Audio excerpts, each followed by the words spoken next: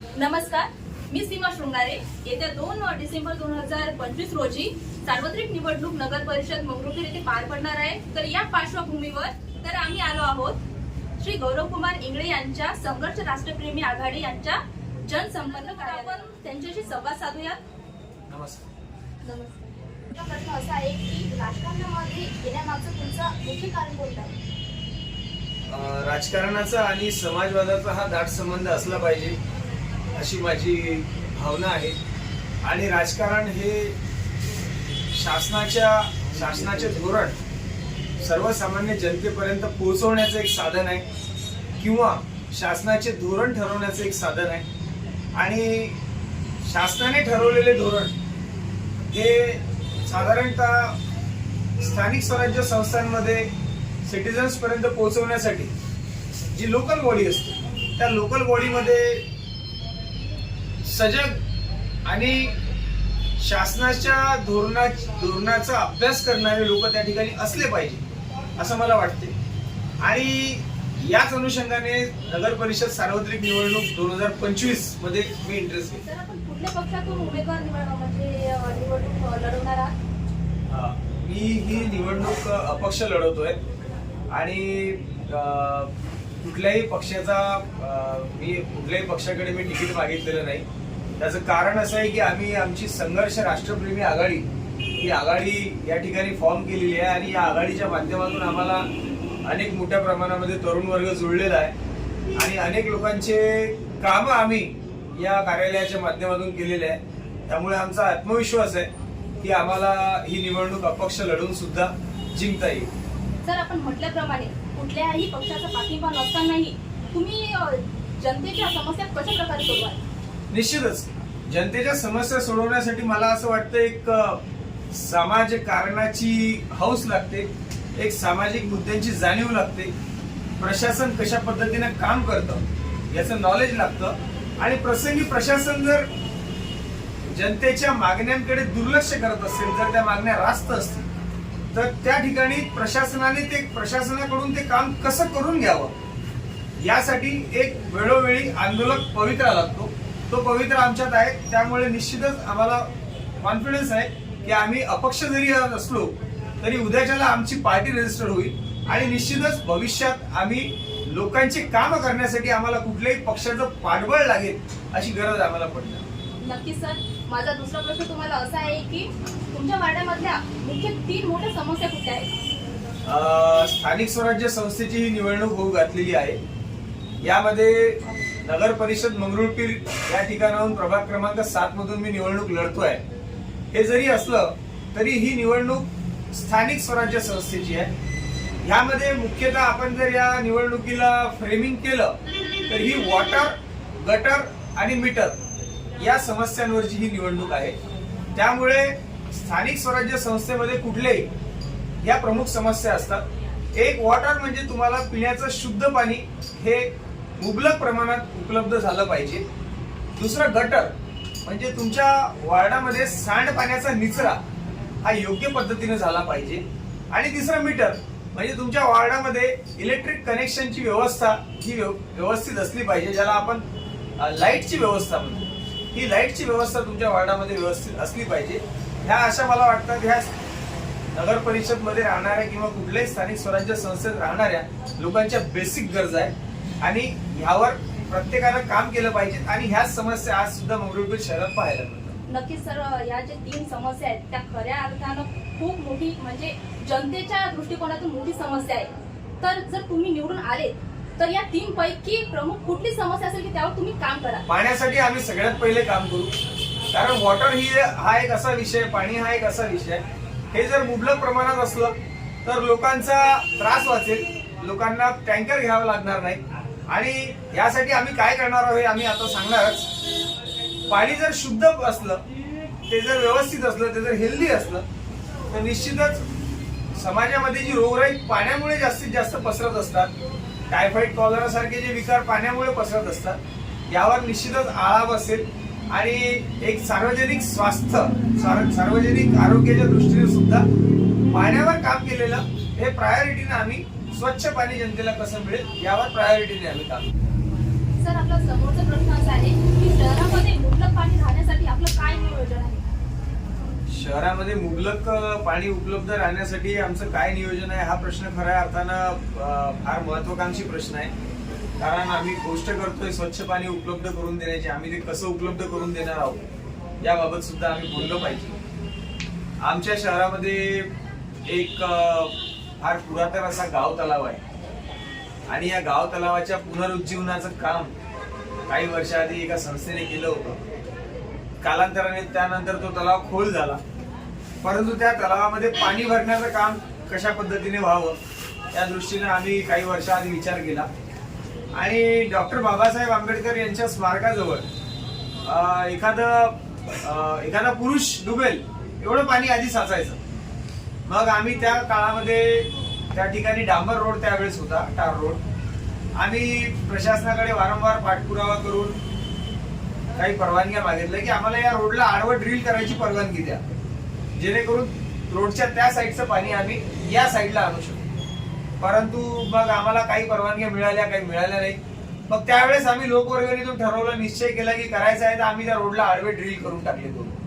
आणि त्यानंतर 3 वर्ष कंटिन्यू तिकडचं पावसाचं पाणी हे उताराच्या दिशेने तलावात यायचं. हा प्रयोग आमचा सक्सेस झाल्यानंतर 3 वर्ष कंटिन्यू पावसाळ्याचं पाणी इकडे यायला लागलं. मग त्यानंतर आमच्या मित्रमंडळीमध्ये हर्ष उल्हासाचं वातावरण होतं की नाही आमचा प्रयोग सक्सेस झाला, आम्ही तिकडचं पाणी इकडे वळवलं. मग कालांतराने काय झालं की तो डांबर रोड डिमॉलिश झाला आणि नवीन नॅशनल हायवे या ठिकाणी सिमेंटचे तयार झाले. मग आता तिकडे तो त्या ठिकाणी तसा उतारही राहिला नाही किंवा त्या ठिकाणी तसं पाणी साचण्याचं काही राहिलं नाही. पण तो सिमेंट रोड तयार होत असताना आम्ही त्या हायवे अथॉरिटींना रिक्वेस्ट केली की या रोडच्या खालून 2 मोठे पाईप आम्हाला टाकून द्या. तर त्यांनी आम्हाला त्याचं कारण विचारलं की हे पाईप तुम्ही का टाकून मागताय. तर शहरामध्ये भूजल पातळी मेंटेन राहण्यासाठी आमचं पुढचं विजन हे आहे की आमच्या मंगरुळपीर शहराच्या नगर परिषदच्या पाण्याच्या टाकीचं फार महत्वाचा विषय. ती जी पाण्याची टाकी आहे आमच्या शहरामध्ये बांधलेली आणि आता एक एक्स्ट्रा पाण्याची टाकी आमच्या इथे बनत आहे अतिरिक्त पाणी पुरवठा योजनेमध्ये. तर पाण्याच्या टाकीचं जे बॅकवॉश वॉटर असतं म्हणजे पाण्याची टाकी धुतल्यानंतर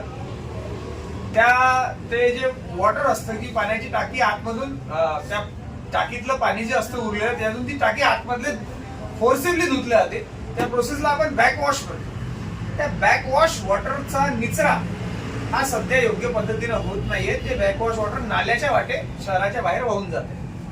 तर त्या ठिकाणी आम्ही त्या हायवे अथॉरिटीला रिक्वेस्ट केली की आम्हाला रोडच्या खाली 2 पाईप टाकून द्या, जेणेकरून भविष्यात आम्हाला त्या पाण्याच्या टाकीचं बॅकवॉश वॉटर त्या हाईटचा आणि तलावाच्या डेप्थचा फायदा घेऊन ते बॅकवॉश वॉटर जर आम्हाला तलावाकडे आणता आलं, जे की हजारो क्युसेक वॉटर, लाखो क्युसेक ते वॉटर असतं आणि महिन्यातून 1-2 वेळा ते नियमितपणे बाहेर फेकलं जातं. तर ते जर पाणी आम्हाला इकडे आणता आलं तर हायवे ही आम्हाला अडचण येईल. आम्हाला हायवे ही अडचण येईल. त्यामुळे आजच आम्ही तुम्हाला रिक्वेस्ट करतो की हायवेच्या खाली आम्हाला 2 मोठे पाईप टाकून द्यावे.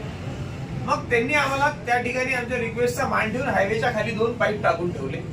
आमचा भविष्यातला प्लॅन हे आहे की ते बॅकवॉश वॉटर हे 12ही महिने तलावाच्या दिशेने वाहलं पाहिजे आणि तलावात एवढं पाणी असलं पाहिजे की कोणी मे महिन्यात जरी सेल्फी घेतो म्हटलं तरी तलावात पाणी असलं पाहिजे. हे आमचं विजन आहे. आणि एवढं जर पाणी या तलावामध्ये साचून राहिलं तर निश्चितच या गावाची भूजल पातळी सुद्धा मेंटेन राहील. प्रत्येकाच्या बोअरवेलला, हापशीला, विहिरीला पाणी असेल आणि त्याचा निश्चितच फायदा हा टँकर मुक्त मंगरुळ म्हणजे भविष्यात जर दुष्काळ पडला पाण्याचा तर हे मंगरुळ टँकर मुक्त कसं राहील किंवा सर्वसामान्य व्यक्तीला 500 रुपयाचा टँकर हा परवडणारा नसतो. ही अडचण लक्षात घेऊन आपण जर त्या दिशेने काम केलं तर मला असं वाटतं की फार कमी खर्चात ते काम होऊ शकतं आणि हे काम प्रायोरिटीने केलं पाहिजे. हे काम करताना प्रशासन दिसत नाही. या सगळ्या गोष्टीचा उहापोह करण्यासाठी आज आम्ही या ठिकाणी आमच्या आघाडीच्या माध्यमातून ठरवलं की आमचा एक माणूस त्या ठिकाणी असला पाहिजे आणि त्या ठिकाणी या गोष्टी मांडता आल्या पाहिजे, भांडता आलं पाहिजे, या गोष्टी करून घेता आल्या पाहिजे. तर हे आमचं निश्चितच पाण्याच्या बाबतीचं विजन आहे. Vision number 1. भूजल पातळी वाढण्यासाठी आमचं विजन नंबर 2 असं आहे की आमच्या शहरामध्ये छत्रपती शिवाजी चौक, ज्याला आपण अकोला चौक म्हणतो, आणि डॉक्टर बाबासाहेब आंबेडकर चौक, या चौकातून वाहून येणारं पाणी हे गावात दर्गाच्या दिशेने, उताराच्या दिशेने जातं. आणि हे फार मोठ्या प्रमाणात जातं. जेव्हा पाऊस येतो तेव्हा आमच्या दर्गा चौकामध्ये कधी कधी अक्षरशः गुडघाभर पाणी साचतं. तर आमचं विजन हे आहे याच्यामध्ये की हे जे पाणी गावात उताराच्या दिशेने वाहून चाललं, रेन वॉटर हार्वेस्टिंगचे जर मोठे मोठे शोष खड्डे आम्ही त्या ठिकाणी शहरात 2-4 ठिकाणी बनवू शकलो तर निश्चितच हे पाणी शहरातून बाहेर नाल्यावाटे वाहून न जाता शहरातलं पाणी हे शहरातल्या जमिनीमध्ये मुरेल आणि निश्चितच त्याचा फायदा संपूर्ण गावकऱ्यासाठी होईल. हे 2 विजन आमचे वॉटर हार्वेस्टिंगच्या अनुषंगाने नक्कीच आमच्याकडे आहे. नक्कीच सर. आता समस्येचा विषय आला तर महिलांच्याही समस्या आहेत. तुमच्या दृष्टिकोनातून म्हणजे आता म्हणजे समाजामध्ये कुठल्या समस्या आढळल्यात?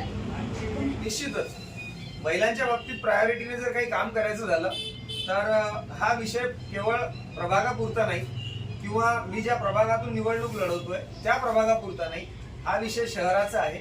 आणि हा विषय केवळ शहरापुरता नाही तर शहरात बाहेरच्या शहरातून येणाऱ्या माता भगिनींशी संबंधित विषय आहे. तर मला असं वाटतं की सर्वात आधी जर या नगर परिषद मध्ये या विषयावर महिलांच्या विषयावर जर काही बोलायचं झालं तर मी म्हणेन की प्रत्येक चौकामध्ये आणि प्रत्येक वर्दळीच्या ठिकाणी महिलांसाठी सुलभ शौचालय, सुलभ स्वच्छतागृह त्या ठिकाणी असलं पाहिजे. कारण हा प्रश्न आहे नैसर्गिक आणि या ठिकाणी बाहेर गावून किंवा आपण जरी आपल्या घरच्या महिला मंडळी जरी बाहेर गावून आपण आपल्या गावात आलो आणि एसटीतून उतरलो, जर त्या गोष्टीची गरज जर एखाद्या चौकामध्ये आपल्या माता भगिनींना जर त्याची गरज भासत असेल तर निश्चितच मला वाटते की मी प्रायोरिटीने त्याच्यावर प्राथमिकतेनं काम केलं पाहिजे आणि प्राथमिकतेनं आम्ही या मुद्द्यावर महिलांसाठी काम करू. प्रश्न असा आहे की यापूर्वी तुम्ही समाजामध्ये कोणकोणती कामे केली आहेत? सामाजिक कार्यकर्ता म्हणून जीवन जगत असताना आपण ज्या पद्धतीने काम करत असतो तर कामाची एक भली मोठी यादी त्या ठिकाणी तयार होतच असते आणि सर्वच कामं काही सांगण्यासारखी नसतात. ते आपलं काम आहे, आपण ते केलं पाहिजे. परंतु प्रामुख्याने जर सांगायचं राहिलं तर आमच्या संघर्ष राष्ट्रप्रेमी आघाडीतर्फे आम्ही घरकुलाचा थकीत निधी मिळवण्यासाठी मोठ्या प्रमाणामध्ये आंदोलनं उभी केली आणि सेम डे मध्ये आम्ही रिझल्ट घेतले. 2,60,00,000 रुपयाचा निधी आम्ही एका दिवसात अवेलेबल करून घेतला. तो मंत्रालयामध्ये अडकलेला होता, काही कारणास्तव प्रशासकीय दिरंगाईमुळे तो थकीत झाला होता. तो निधी आम्ही तिथून सोडवण्यासाठी या ठिकाणी आंदोलने केली. प्रामुख्याने आपल्या भागामध्ये सार्वजनिक आरोग्याचा प्रश्न फार मोठा आहे. हा प्रश्न उपस्थित झालाय. या प्रश्नावर तोडगा काढण्यासाठी आम्ही मंगरुळपीरला उपजिल्हा रुग्णालय कसं मिळेल या दृष्टीने सुद्धा काम केलं. उपजिल्हा रुग्णालय मिळण्यासाठी आम्ही शासनाकडे वारंवार पाठपुरावा केला, पत्रव्यवहार सुद्धा केला. आणि ज्या वेळेला आम्हाला माहित पडलं की प्रशासकीय दिरंगाई या ठिकाणी एक आडकाठी निर्माण करत आहे तर त्यावेळेला आम्ही प्रशासनाच्या दिरंगाईच्या विरोधात ठिय्या आंदोलन केले, मुंडन आंदोलन केलं. आम्ही त्यामध्ये आमचे जे सहकारी होते, आमच्या सहकाऱ्यांसोबत आम्ही स्वतःचं मुंडन केलं आणि त्या ठिकाणी आम्ही सरकारचा निषेध व्यक्त केला. त्यानंतर निश्चितच आम्ही पुढे जाऊन या कामाला गती मिळाली नसल्यामुळे आम्ही पुढे जाऊन एक भली मोठी शवयात्रा काढली की त्या शवयात्रेमध्ये आम्ही प्रतिकात्मक शव त्या ठिकाणी ठेवलं आणि त्या डेड बॉडी अशी एक प्रतिकात्मक डेड बॉडी तयार करून, कृत्रिम डेड बॉडी तयार करून त्यावर आम्ही व्यवस्थेचा बळी हे 2 शब्द लिहिले. या 2 शब्दातून फार मोठा मेसेज आम्ही सरकारला दिला आणि ती शवयात्रा आम्ही तहसील कार्यालयापर्यंत केली. या 2 आंदोलनाची दखल घेऊन शासनाने एक शासन निर्णय काढला ज्यामुळे मंगरुळपीरचं ग्रामीण रुग्णालय हे उपजिल्हा रुग्णालयामध्ये श्रेणीवर्धित सुद्धा झालं. परंतु त्या ठिकाणी 10 बेडचा आयसीयू आणि 50 बेडचा जनरल वॉर्ड हा शासन निर्णयानुसार मान्यता त्याला मिळालेली आहे, परंतु तो अद्याप त्या ठिकाणी सुरू झाला नाही. या दृष्टीने सुद्धा आम्ही निश्चितच भविष्यात अजून प्रयत्न करू आणि गरज पडली तर अजून आंदोलन करू आणि हा सुद्धा आम्ही विषय सुरू करून घेऊ. सर, तुम्ही सांगितल्याप्रमाणे आता ज्या तुम्ही समस्या सोडवल्या आहेत तर याला आव्हानं तर नक्कीच आली असणार. निश्चितच. तर ही आव्हानं तुम्ही कशी स्वीकारली? यामध्ये आपण जेव्हा काम करत असतो, जेव्हा आपल्या सहकाऱ्यांना सोबत घेऊन आपण काम करत असतो तर आपला हेतू किती क्लिअर आहे हे सगळ्यात आधी आपल्या सहकाऱ्यांना आपण विश्वासात घेतलं पाहिजे की आम्ही हे जे काम करतोय हे या हेतूसाठी करतोय. आणि त्यावेळेस जेव्हा आपण सहकाऱ्यांना आणि आपल्या गावकऱ्यांना आपण विश्वासात घेतो त्यावेळेस जेव्हा आपण म्हणतो ना कंधों से मिलते हैं कंधे, कदमों से कदम मिलते हैं, तर त्यावेळेला एक अशी एक लॉबी तयार होत असते जी त्या उद्दिष्टासाठी तुमच्या सोबत उभी राहत असते आणि ती एक पॉझिटिव्ह एनर्जी ती पॉझिटिव्ह एनर्जी नेहमी आपल्याला प्रेरणा देत असते. मग आव्हान समोर कितीही मोठं असलं तरी त्याला मात कशी करायची त्याची ऊर्जा आपल्याला आंदोलनातूनच मिळते. नक्कीच नक्कीच. या आव्हानाला तोंड देताना जनतेचा पाठिंबा कसा होता? सामाजिक क्षेत्रामध्ये काम करत असताना मला एक सांगताना दुःख सुद्धा वाटते की सामाजिक चळवळीला हा जनतेचा फारसा पाठिंबा नसतो. हे माझंच नाही तर या देशातल्या मोठमोठ्या नेत्यांचं सुद्धा दुःख आहे. पण तरीही या आणि त्याचा दोष मी जनतेला देत नाही, कारण या मुख्य मुद्द्यांकडे आतापर्यंत प्रशासनाने किंवा शासनाने किंवा येथून या ठिकाणी निवडून गेलेल्या लोकांनी या मुख्य मुद्द्यांवर लक्ष दिलं नाही. त्यामुळे निश्चितच जनतेच्या मनामध्ये याविषयी जागरूकता नव्हती. त्यामुळे या वेळी या ठिकाणी जे जे आंदोलन आम्ही केले त्या आंदोलन ते विषय हँडल करत असताना आम्हाला जनतेमध्ये त्या विषयाची जागरूकता कमी असल्याचं निश्चितच दिसून आलं. त्यामुळे आम्ही भविष्यात जे काही आता आम्ही ज्या पद्धतीने आतापर्यंत काम करत आलो तर या मुद्द्यांविषयी जनतेची जागरूकता वाढवण्याच्या दृष्टीने सुद्धा आम्ही निश्चितच काम करावं लागेल. सर, तुम्हाला लिडरशिपचा कुठला अनुभव आहे? समाजामध्ये काम करत असताना आपण कुठल्या स्तरावर काम करतो हे महत्वाचं आहे. आणि आपण ज्या स्तरावर काम करतो त्या स्तरावर आपल्याकडे येणारे जे लोक आहेत ते जे आपल्याकडे काम घेऊन येत असतात. फॉर एक्झाम्पल मी साधं उदाहरण देतो की आज मंगरुळपीर शहरामध्ये सगळ्यात मोठा प्रॉब्लेम लोकांचा आहे राशन कार्डचा. अनेक लोकांकडे राशन कार्ड आहे परंतु राशन मिळत नाही. अनेक लोकांकडे राशन कार्ड आहे परंतु त्याच्यावर घरचे नाव चढलेले नाही. अनेक लोकांकडे राशन कार्ड आहे परंतु त्याच्यावर घरचे नाव सुद्धा चढलेले आहेत, परंतु काही कारणास्तव डीलर राशन देत नाही. काही ठिकाणी टेक्निकल प्रॉब्लेम्स येतात. केवायसी सारखे नवीन विषय आता प्रशासनाने आणलेले आहे. यामध्ये काय आहे की जनतेला ह्या सरकार या शासनाच्या प्रत्येक कार्यालयाचं नॉलेज नसतं. सर्वसामान्य जनतेला याबद्दल फारसं ज्ञान असण्याचं कारण नाही. त्यामुळे यांचे काम करत असताना आपल्याला जे काही त्याच्यातून ज्ञानार्जन होतं आपल्यालाही त्यातून प्रत्येक विषय आपल्यासाठी जुनाच असतो असं नाही, अनेक विषय आपल्यासाठी सुद्धा नवीन असतात. त्यामुळे हे काम करत असताना आपल्याला त्यातून थोडंसं नॉलेज मिळतं आणि ते नॉलेज नेक्स्ट कामासाठी कामी पडतं. आणि मला वाटतं हेच आमच्यासाठी नेतृत्व करण्यासाठी पुरेसं आहे. नगर परिषदेच्या सरकारी शाळेची गुणवत्ता सुधारण्यासाठी आपल्याकडे कुठले धोरणे आहेत? निश्चितच हा फार चांगला प्रश्न आहे आणि याच्यावरती मंथन झालं पाहिजे. जसं आपण मगाशी म्हटलं की हे स्थानिक मुद्द्यांची निवडणूक आहे, वॉटर, गटर आणि मीटर. निश्चितच प्रभागाच्या अनुषंगाने ही या स्थानिक मुद्द्यांची निवडणूक जरी असली तरी आज आपण नगर परिषद मंगरुळपीर या ठिकाणी नगरसेवक पदासाठी कंटेस्ट करणारे सगळे उमेदवार आज या ठिकाणी जे आहेत, मला असं वाटते की शाळेचा मुद्दा हा खरोखरच फार महत्वाचा आहे. आणि नगर परिषद शाळेची गुणवत्ता सुधारण्यासाठी प्रामुख्याने जर बोलायचं राहिलं तर नगर परिषदच्या प्रशासनाची आणि प्रशासन खास करून ते जे शिक्षण विभागाशी संबंधित आहे त्या प्रशासनाची आणि नगर परिषदेच्या शाळेमध्ये शिकणाऱ्या विद्यार्थ्याच्या पालकांची नियमितप्रमाणे भेट होत राहिली पाहिजे. त्या ठिकाणी शाळेच्या पालकांना उपस्थित होणारे प्रश्न किंवा शाळेत शिकणाऱ्या विद्यार्थ्यांच्या पालकांच्या उपस्थित होत असणाऱ्या तक्रारी या नगर परिषद प्रशासनापर्यंत पोहोचल्या पाहिजे. जर एखाद्या शाळेमध्ये टीचर्स कमी आहेत तर ते टीचर्स वाढवण्याच्या दृष्टिकोनानं नगर परिषदने त्या ठिकाणी कठोर पावलं उचलली पाहिजे. आणि शिक्षण हा एखाद्या व्यक्तीच्या आयुष्याचा महत्वाचा पाया असतो. तो मजबूत करण्यासाठी नगर परिषदने प्राथमिक स्तरावर ही जबाबदारी स्वतःची आहे ही समजून प्रत्येक शाळेमध्ये शिक्षकांची संख्या ही मेंटेन ठेवली पाहिजे. त्यासाठी जर नगर परिषदकडे त्यांना पेमेंट देण्यासाठी जर पुरेसा निधी नसेल तर तो निधी मिळवण्यासाठी शासनासोबत भांडण्यासाठी आम्ही कुठल्याही स्तरावर जायला तयार आहे, याबद्दल शंका आहे. निश्चितच सर, परंतु आता तुम्ही म्हटले की शिक्षकांची संख्या, आता काही दिवसापूर्वी अशी समस्या होती की आपल्या विद्यार्थ्यांची संख्या कमी असल्या कारणाने सरकारी शाळा बंद होण्यावर आल्या होत्या. यावर तुमचं मत काय आहे? निश्चितच सरकारी शाळांमध्ये विद्यार्थ्यांची संख्या कमी होण्याचं कारण ही सरकारी शाळांची ढासळती गुणवत्ताच आहे. हा प्रश्न कसाही हँडल केला तरी शेवटी हा प्रश्न गुणवत्तेवर येतो. आणि आजही मंगरुळपीर शहरामध्ये काही शाळा अशा आहेत जिथले शिक्षक आणि मुख्याध्यापक लोकांनी आणि तिच्या संपूर्ण स्टाफनी मेहनत घेऊन सरकारी शाळांची गुणवत्ता सुद्धा वाढवलेली आहे.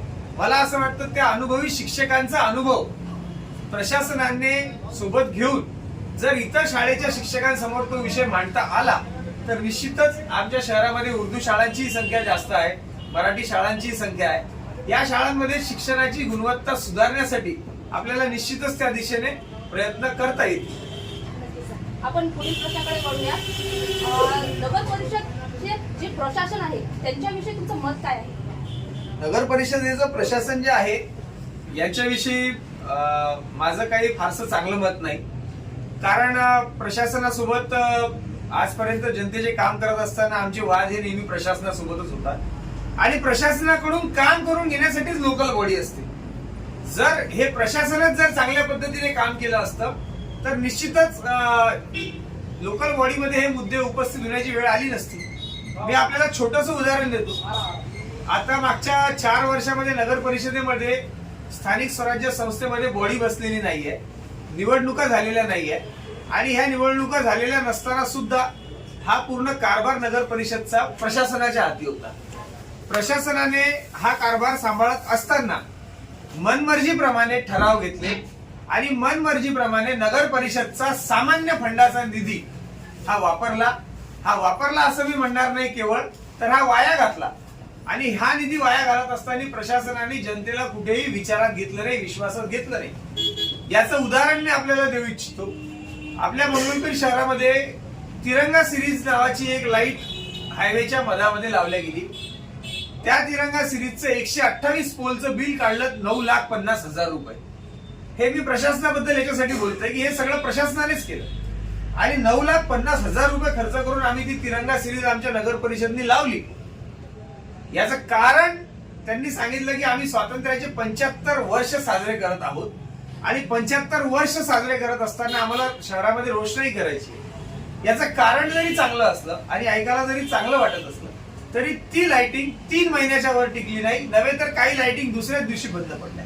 आणि हा 9,50,000 रुपये कॉमन फंड जो शासनाचा नव्हता, जो जनतेचा पैसा होता, जो जनतेचा टॅक्स मधून जमा झालेला सामान्य फंडातला पैसा होता, हा पैसा प्रशासनाने या ठिकाणी वाया घातला आणि स्वातंत्र्याची 75 वर्षे मनवण्याच्या चक्करमध्ये हा सगळा पैसा या ठिकाणी कचऱ्यासारखा यांनी खराब केला. जर खऱ्या अर्थाने स्वातंत्र्याच्या 75व्या वर्षाचा आनंद जर नगरपालिकेला साजरा करायचा असता तर नगरपालिकेने खऱ्या अर्थाने या पैशाचा उपयोग या बेसिक गोष्टीसाठी खर्च केला असता तर ते अधिक चांगलं वाटतं. तर सर, या ज्या तक्रारी आहेत त्या निवारणाचं काम तुम्ही कशा प्रकारे कराल? आमच्याकडे तक्रार निवारणाचा एकच फंड आहे. आम्ही प्रशासनाला पहिले हात जोडून निवेदन देऊ, विनंती करू आणि प्रशासनाला मुबलक कालावधी देऊ. काम करत असतील तर ठीक, नाहीतर आमच्या देशातल्या क्रांतिकारी लोकांनी आम्हाला एक हत्यार दिलेलं आहे, त्याचं नाव आहे आंदोलन आणि ते वेळोवेळी आम्ही प्रशासनाच्या मगरुरी विरोधात ते हत्यार आम्ही उपसत राहू. सर, घनकचरा जो आहे त्याची समस्या खूप मोठी आहे, त्याविषयी तुमचं मत काय आहे? ऍक्च्युली हा जो वेस्ट आहे हा वेगवेगळ्या प्रकारचा वेस्ट आहे. जर आपण आठवडी बाजारात गेलो तर तिथे एक वेगळ्या प्रकारचा वेस्ट आहे. आपल्या घरामध्ये जो आपण रोज स्वच्छता करतो त्या आपल्या घरामध्ये जो काळी कचरा होतो झाडपूस नंतर ते एक प्रकारचं वेस्ट आहे. त्यानंतर आपल्या शहरामध्ये रस्त्यावर पडलेल्या प्लास्टिक्स असतील किंवा काय असतील हे एक प्रकारचं वेस्ट आहे. हे सगळं व्यवस्थापन करण्यासाठी खऱ्या अर्थाने शासनाने जी स्वच्छ भारत अभियान अंतर्गत जी घंटागाडी सुरू केलेली आहे या घंटागाड्या मुबलक प्रमाणात शहरात उपलब्ध नाही आणि या घंटागाड्या मुबलक प्रमाणात उपलब्ध नसल्यामुळे या घंटागाड्या प्रत्येक वार्डाच्या प्रत्येक गल्लीत रोज पोहोचू शकत नाही. अशा आशयाच्या तक्रारी मात्र रोज येत असतात. मात्र प्रशासनाने काही ठेकेदारांना हाताशी धरून त्यांचे बिल काढून देण्याचं काम मात्र रेग्युलर करत असतात. त्यामुळे आम्ही नगर परिषद मध्ये निवडणूक झाल्यानंतर हा प्रश्न नक्कीच उपस्थित करू की या शहराचा कचरा व्यवस्थापन करण्यासाठी नेमकी किती घंटागाड्यांची गरज आहे आणि आपण किती घंटागाड्या या ठिकाणी लावलेल्या आहेत. दुसरा प्रश्न असा आहे कचरा व्यवस्थापनावर की फार गंभीर समस्या आहे की आपल्या शहरामध्ये ज्या वेस्ट वॉटरच्या नाल्या आहेत, जे ड्रेनेज वॉटर आहेत, त्या नाल्या उपसल्यानंतर त्यातील घाण ही रस्त्यावर ठेवण्याची परंपरा आहे आणि ती घाण ओल्या स्वरूपात असते. तो कचरा जेव्हा वाळतो 2-3 दिवसानं, त्यानंतर नगर परिषदचा ट्रॅक्टर येतो आणि तो कचरा उचलून त्या ट्रॅक्टरमध्ये टाकला जातो आणि तो एका ठिकाणी नेऊन फेकून दिला जातो. आमचा मुळात प्रश्न हा आहे की जी घाण नालीत आहे तिला तुम्ही रस्त्यावर आणून ठेवताय आणि ती 3 दिवस ती पूर्ण जोपर्यंत ती ड्राय होत नाही तोपर्यंत तुम्ही त्यावर दुर्लक्ष करताय. म्हणजे जी घाण, जो आरोग्याचा प्रश्न नालीमध्ये आहे तो तुम्ही रस्त्यावर आणून तो त्या ठिकाणी अजून क्रिएट करताय. तर आमचा प्रश्न हा आहे की तो नालीतला साफ केलेला कचरा ज्या वेळेस ती नाली उपसली जाते, ती नाली स्वच्छ केली जाते, त्याच वेळेस नगर परिषदेने तो कचरा उचलून त्या एरियातून घेऊन जावा, जेणेकरून रस्त्यावर तर नाली उपसलेला कचरा रस्त्यावर टाकायचा आणि मग कालांतराने त्याच्यावर मोकाट जनावरांनी उच्छाद करायचा आणि पूर्ण मोहल्ल्यामध्ये एरियामध्ये दुर्गंधी पसरवायची. हे कारण जर होत असेल तर तो कचरा त्या नालीत राहिलेलाच बरा, किंवा तुम्ही त्या ठिकाणी कचरा व्यवस्थापनावर सबशेल फेल झालेले आहात हे त्या ठिकाणी नगर परिषदेने एक्सेप्ट केलं पाहिजे. त्यामुळे आमचं धोरण हे आहे की नाली उपसल्यानंतर तो कचरा लगेच त्या ठिकाणाहून हलवला गेला पाहिजे, मूव्ह झाला पाहिजे आणि तो एरिया स्वच्छ राहिला पाहिजे. सर, तुम्ही जर निवडून आले तर जो हा घन कचरा आहे त्याची विल्हेवाट कशी लावायची? आता हा एक चांगला प्रश्न आहे की आमच्या मंगरुळपीर शहरामध्ये नगर परिषदने एक प्लॅन्ट सुरू केला शासनाने कचरा व्यवस्थापन, वेस्ट रिसायकलचा. आणि खऱ्या अर्थानं पाहिलं तर भारत हा एक कृषी प्रधान देश आहे. आपण खरोखर एक चांगला प्रश्न उपस्थित केला आणि हा प्रश्न खऱ्या अर्थानं या ठिकाणी उपस्थित व्हायला पाहिजे होता. भारत हा एक कृषी प्रधान देश आहे. आपल्या आजूबाजूला शेती सराउंडिंग एरिया आहे आणि फार मोठ्या प्रमाणामध्ये आपल्याकडे आज मार्केटमध्ये कचरा व्यवस्थापनचे युनिट्स अवेलेबल आहे. आपण त्या बायो कचऱ्यामधून, जैविक कचऱ्यामधून आपण निश्चितच शेतीसाठी उपयोगी असं खत निर्मितीची चालना अजून कशा पद्धतीने देऊ शकतो, आपण त्याला अजून मोठ्या प्रमाणात कशा पद्धतीने उत्पादन करू शकतो. आपल्याला माहिती आहे की आपल्याला गांडूळ खताची कल्पना असेल, ते जैविक खत आहे. याच्या पलीकडे जाऊन मी म्हणेल की आमच्या मंगरुळपीर शहरामध्ये आठवडी बाजार आहे. त्या ठिकाणी एक फार मोठं मार्केट भरते. तिथे भाजीपाला आणि नॉनव्हेज असं दोन्ही मार्केट त्या ठिकाणी भरते आणि त्या ठिकाणी फार मोठ्या प्रमाणामध्ये तो बायोडिग्रेडेबल, जो डिग्रेड होऊ शकतो असा वेस्ट त्या ठिकाणी पडून राहतो.